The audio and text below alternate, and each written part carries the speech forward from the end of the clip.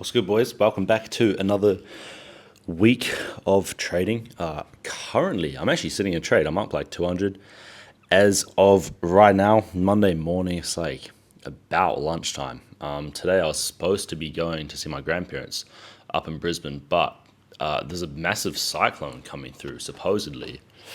In a couple days, I don't know if I'm going to have any internet to even be sort of posting, but internet's still cooked. I haven't posted a single video for you lads in the past week. I have been spending a lot of time in the charts though. I'll actually show you the trade now because it's taking into account a couple little different things that I have been working on behind the scenes.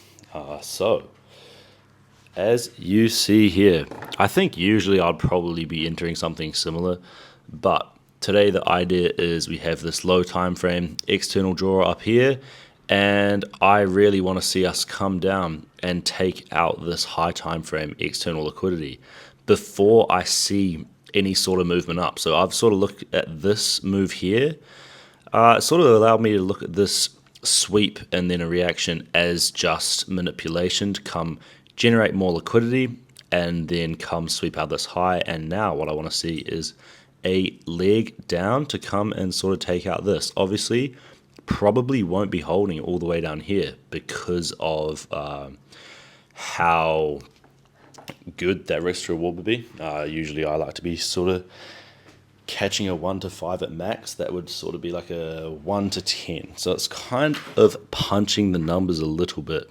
But yeah, plan is let that play out, get off the charts. I think we are just gonna go grab some food. Yeah, we need a prep, eh? Because fucking cyclone. Yeah, we need to get some like survival food going. Get a little grocery stash. Maybe some like canned chicken, canned tuna, some canned goods. And I don't know. Apart from that, trading's been going well. In this video, I'm going to run you through a couple little things I've been looking at. I've just been setting alarms on or alerts when we sort of get to those time frame points. I've been playing it off higher time frames is another thing I've done. Last week, we freaking crushed it, man. I have finished the week up about 700. Okay, I'm going to play you a clip. Actually, play the clip. This is sick. I caught the best win of my life last night.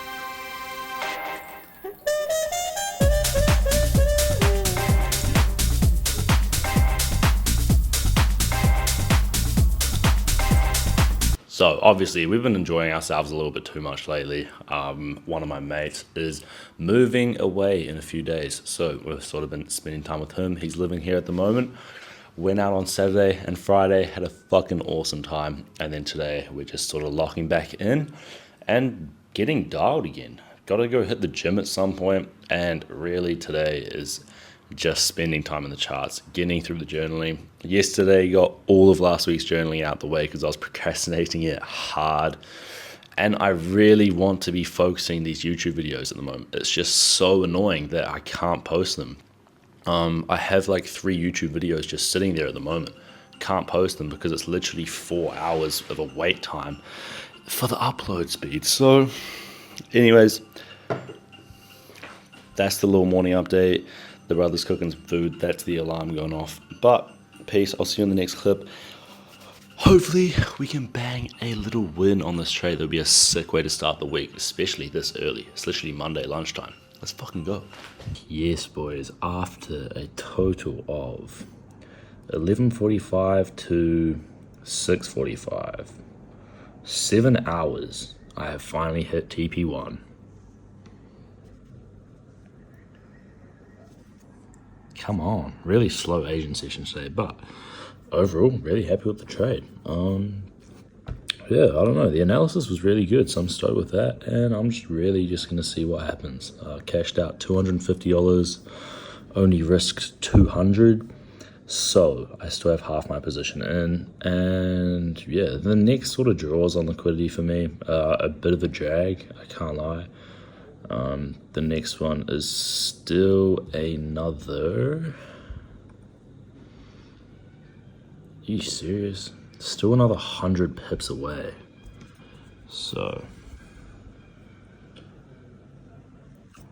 really volatile price action to get down there, but we have been moving really well. And in terms of that low, I don't think we'll react off that because it's not really a valid external low to react off of. When we've swept out a higher time frame external liquidity, I expect us to target higher time frame external liquidity. So that's the idea for today, and I'm honestly just going to leave it. I'll probably sleep on it tonight if nothing happens at 6:45 right now, and I'm not really looking for anything else in the charts.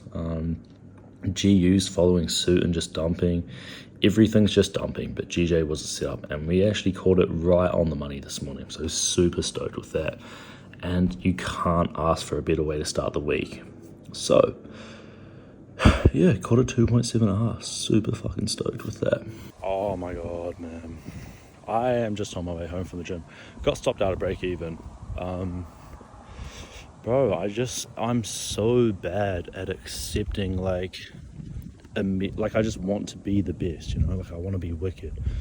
I want to predict every fucking movement in the chart, and I can see on GU that it was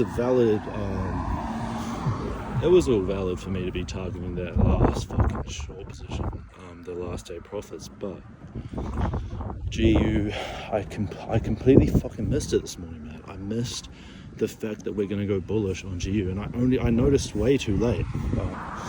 Kind of bumped. I could have caught such a good... There was nothing to enter on GU. There was absolutely nothing there, but there was a 3R that I could have easily caught on GJ had I noticed that GU was going to go long. I still could have caught that short, but I just could have taken a full take profit at that low, and then recognized that we were going to go bullish off of that. I could have entered off of a 15-minute confluence, and I don't know, man, it was so clear to me. GU and GJ lined up perfectly. It's exactly what I want to see. The analysis was there on GU for the higher time frame play. Man, I don't know, man. I'm going home now from the gym. I had a half a workout, bro. I'm just kind of bummed. I just need to go sit in the chart and just drown myself in it. But this is something that I really struggle with.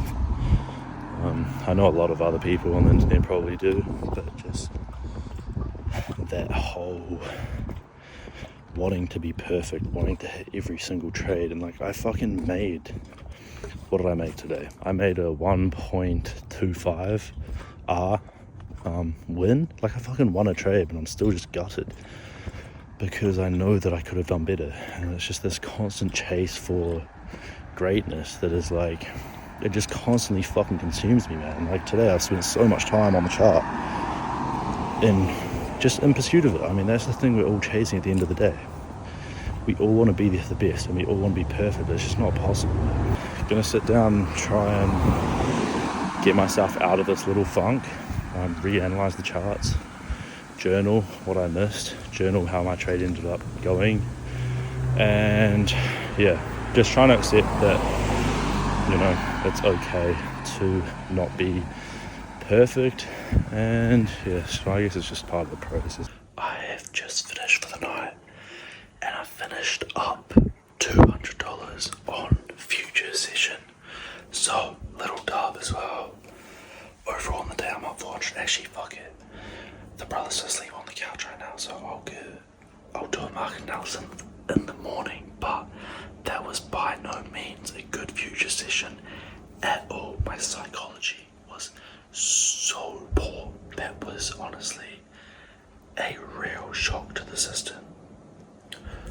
To be fair, it was not as bad as I was making out to be in the sort of initial stages of it. I was definitely a bit pissed off that I'd only ended up the day with probably $200 profit when theoretically I could have had a lot more had I just waited for the macro. My strategy doesn't say that I need to wait for the macro, so it's not really a valid thing to get pissed off about, to be fair, but at the time it definitely smacked. So this was the first trade that I took last night. It was prior to the macro opening. It was pretty much right on market open. So market opened and this was my second trade I took here, but the first one was off of NQ came down, swept these lows, and then we started getting a bullish reaction. We got a bullish break of structure on both indexes, and that was followed by a retracement. We had a bullish SMT from this low to this low, and obviously on NQ. And I entered off of a 5-minute retracement into, where have we gone?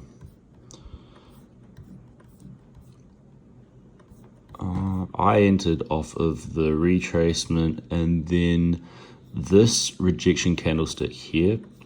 NQ had already taken out that first draw on liquidity up here, so that was going to be my first target.